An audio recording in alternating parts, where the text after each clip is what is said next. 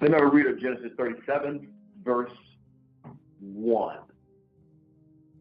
This is a story about Joseph. This is a story about Jacob and his children. We're talking about God's vision. Let me have a reader. Genesis 37, 1. And Jacob dwelt in a land wherein his father was a stranger, in a land of Canaan. These are the generations of Jacob. Joseph, being 17 years old, was feeding the flock with his brethren, and the lad was with the sons of Bilhah and with the sons of Zilpah, his father's wife. And Joseph brought unto his father their evil report. Okay, before we get into what Joseph did and what happened here, I want you to notice something. The Bible speaks about where they are living. It speaks about their community. What do you know about the community, the vineyard that Jacob is living in with his children, with his family? What do you know about it at this point?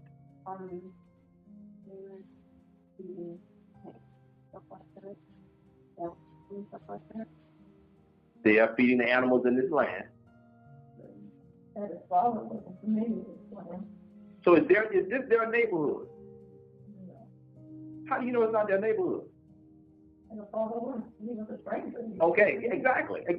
So the Bible is telling you he was a stranger, which means that this wasn't his hood. I'm trying to bring this into focus in terms of modern terms.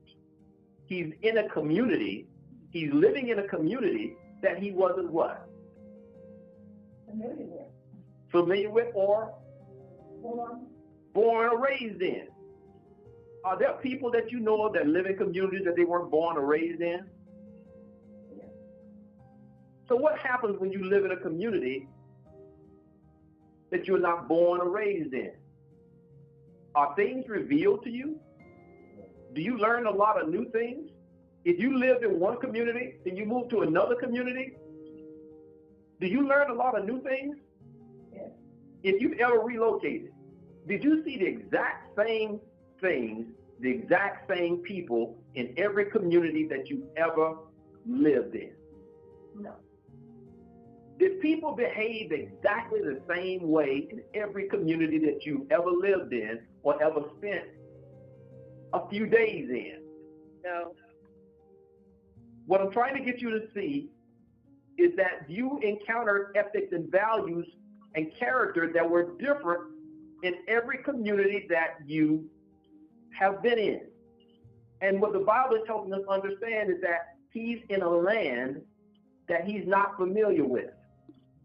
Their family is living in a neighborhood that they are learning to get adjusted to. So that means that they probably don't know a whole lot of people, in that neighborhood. So life would be different if you knew everybody in the neighborhood and everybody knew you. You grew up with them. But when you go to another neighborhood, you can't take that for granted anymore. So I want you to acknowledge that they are in a strange place, which means the tendency for them is going to be to spend more time around one another. So what the Bible speaks about is spending around one another. Continue reading. Now Israel loved Joseph more than all his children, because he was the son of his old age, and he made him a coat of many colors. And when his brethren saw that their father loved him more than all his brethren, they hated him and could not speak peaceably unto him.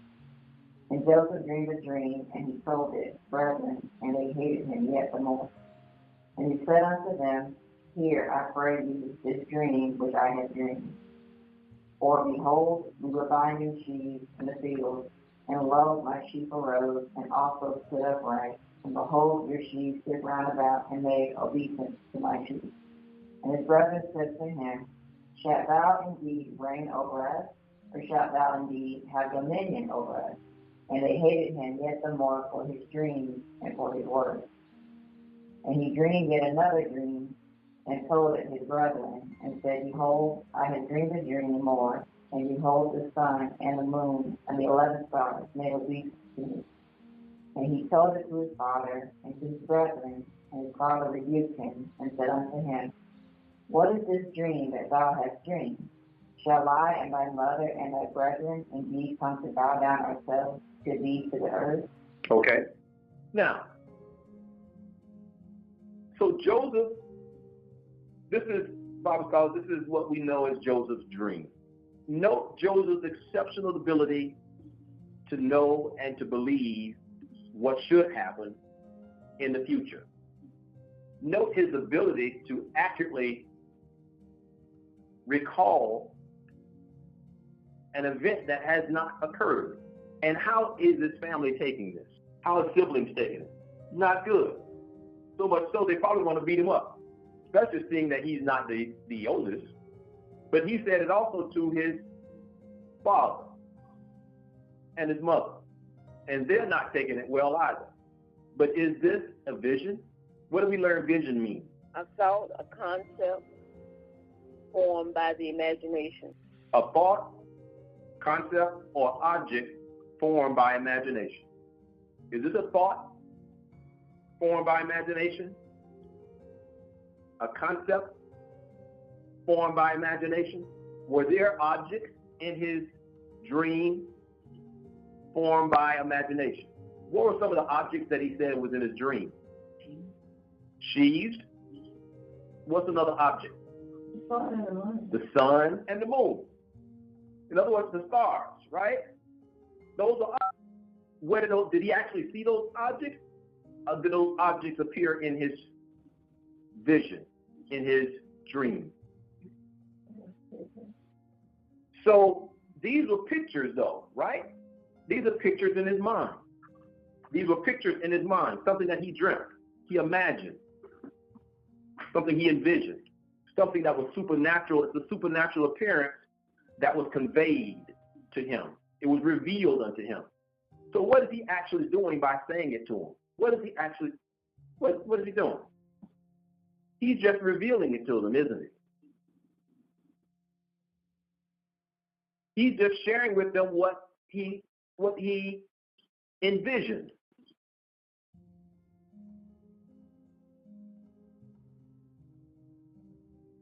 Now, we know what the story is. We're not going to read the entire story. You can read more about Joseph's life. But did this vision come true? Did it come true? Yes. It came true, didn't it? Every word of it came true. Was his family happy that it came true? Yes. Yeah, they were. Did they understand what it meant when he said it? Did they really understand it? No. No, even he didn't understand it. But that didn't make it not true. The point being is that this is a godly vision. This is Joseph's godly vision for moving forward, for living life. What he was doing was talking about a future time that was going to occur in his life, a future time that he was sharing with his family that his family did not receive. But it was a future time that he imagined that was shared with him. It was truth that was shared with him. It was something that should happen or be done at some point in time in his life. He didn't know when. He just shared the truth about his future. This advice from God is what he lived by. He never forgot this advice, and we know what eventually happened.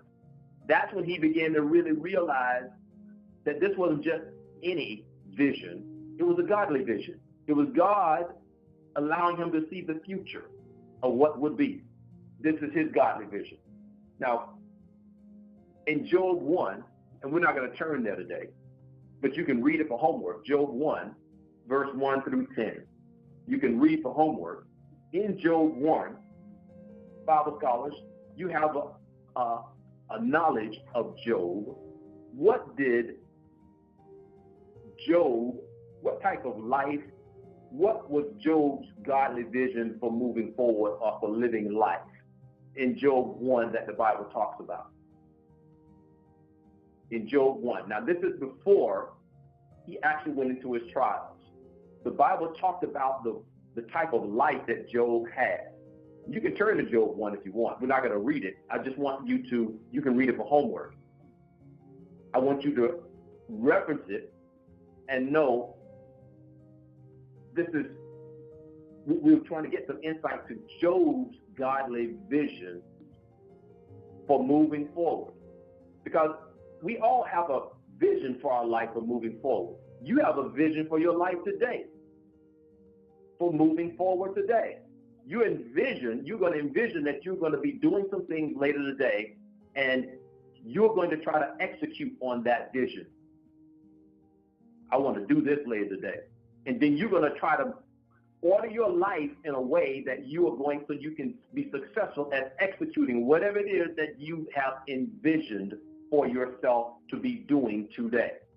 So what can we glean from Job's vision, Job's godly vision for living life? He felt was most important for him to live by. And what things can you glean from chapter 1 that gives you insight to what Job envisioned was important for doing in his life? First of all, he prayed for himself and his family. He envisioned. So in order for you to pray, that means that you got to, what is vision? What do we learn that vision is? It's a thought. It's a concept. Imagine a thought. So you have to have a picture that you see in your mind, that you see yourself praying. So he had to obviously see himself on a regular basis as a part of his life, as a part of moving forward in his life, as a part of living life. He found it important for him to envision himself praying at different times during the course of his day. It wasn't something that he did every now and then. It was a part of the way that he envisioned moving forward in his life. He would pray.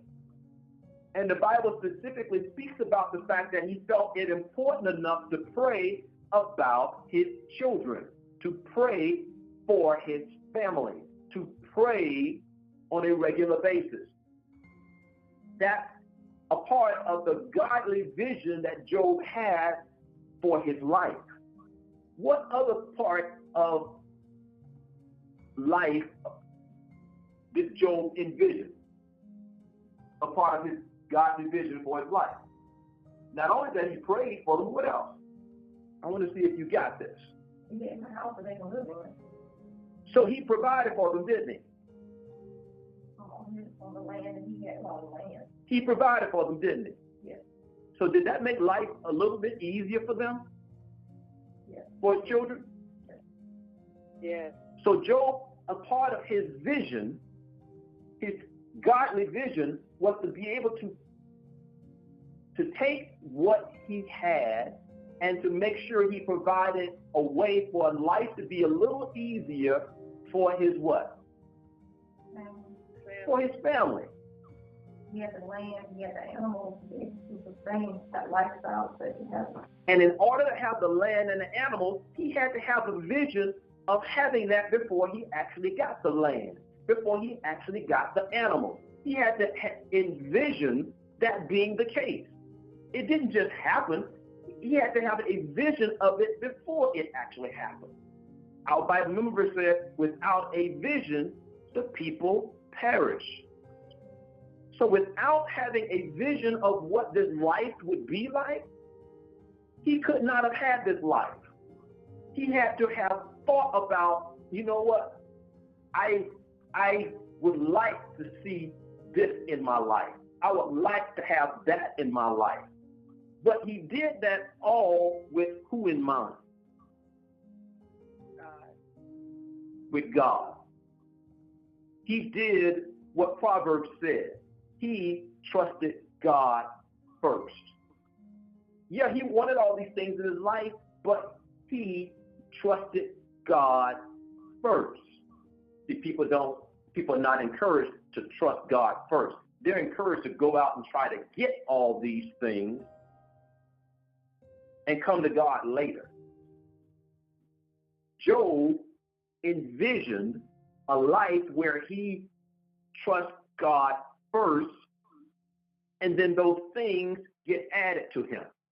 See, it was as a result of his trust for God that he was favored by God. But what we're talking about is his godly vision for his life. In other words, you have to choose to acknowledge God. Job chose to acknowledge God. And what did the Lord tell Satan in that same chapter 1? What did the Lord tell Satan about Job? That Job was a much right man. He was an upright man. There was nobody in the earth that could compare to him. There was nobody like Job. So the Lord was pleased with Job. He shunned evil. He chose good and shunned evil.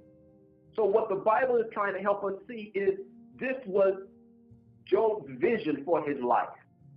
Job envisioned his life being governed by the advice from the Lord. And that advice would lead him to have success without sorrow. So what did Satan come to add? Sorrow. So that's why the whole chapter about Job, most of those chapters is about the sorrow that Job went through. But it was because Job's priority for trusting God, he continued to trust God. That's why he said, though he slay me, yet will I what? Yet will I trust him. See, he had a propensity to trust God, regardless. That's what he did. That was what he envisioned. He envisioned a lifestyle where he trusted God in all things. So God blessed him because he trusted God in all things. Oh, praise be to God, from whom all blessings flow. It is our prayer at Clay Family Ministries that your life has been increased with the increase of God through this study. We appreciate and are thankful for your fellowship during this life skills study segment.